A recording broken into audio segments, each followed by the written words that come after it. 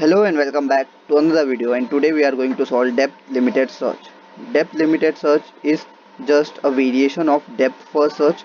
We are just going to give a limit beyond which our search won't proceed even if we don't find our goal node.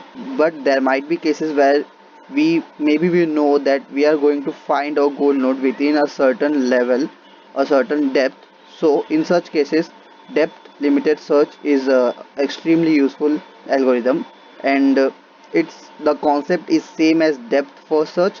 Nothing changes except for the fact that we are going to provide a limit beyond which we are not going to check for our goal node.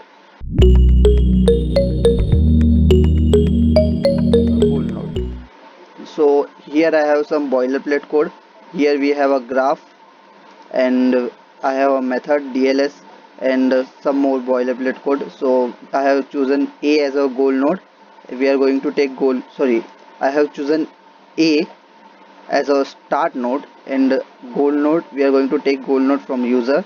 We are going to take maximum depth from user, and then we have a variable path for storing the path which we have used to reach our goal node.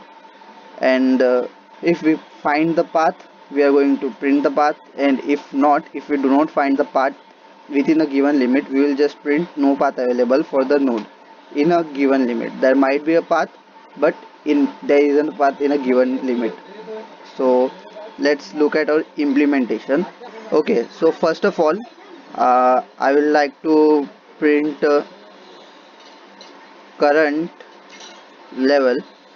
So it will just help us keep track of the level which we are currently on, and the current level of our traversal. And second line would be, we will just check goal node testing for our current node, which would be our start node.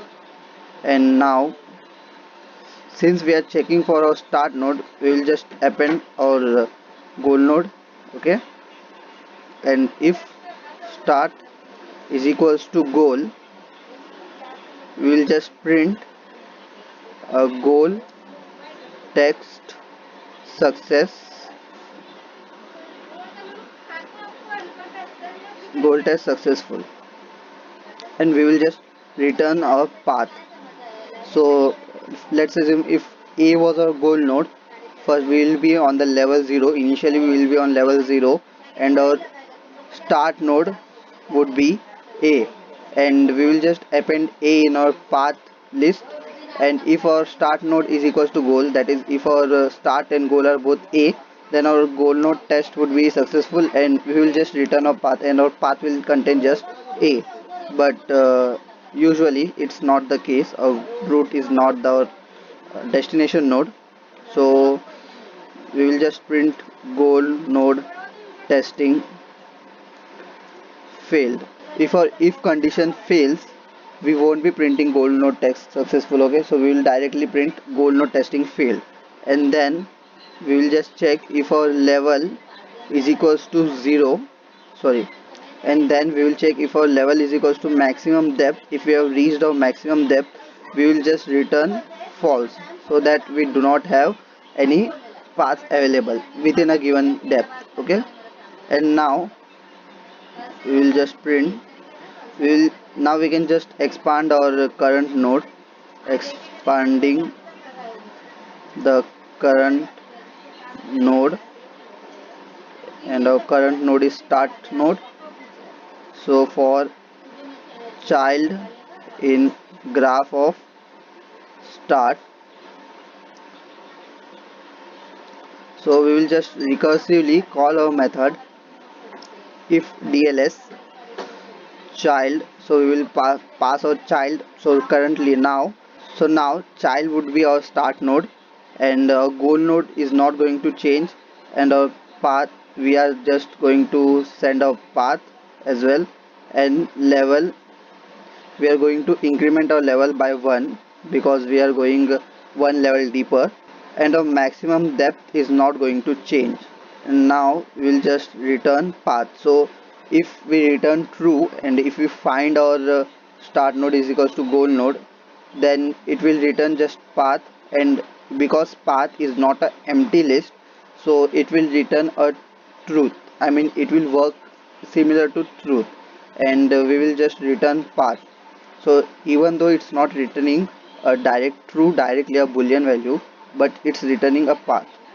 So that's why we can just check if DLS, and it works just like a boolean value. If we have an empty list, so it will return false. That's how if condition works in Python and JavaScript. And so path dot pop, so if condition fails, we will just pop, and now we will just return false, because if we do not find a goal node in all the children, we will just simply return false. And now let's run our code.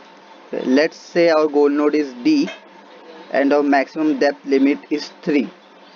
So our path to goal node available. Okay, so let's have a look at our output here. So first of all, we are on level 0 and we are testing for a goal node. So because our A is not a goal node, of course our goal node testing is going to fail. And then we are expanding A, and that's why we will move on to current next level, from current level, that is level 1, and goal node testing for B. And goal node testing for B fails as well. And now we will expand B.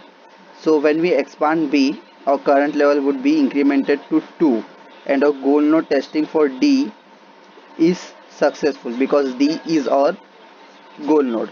And now it will just return, and it will just print path not available, and this is our path A, B and D.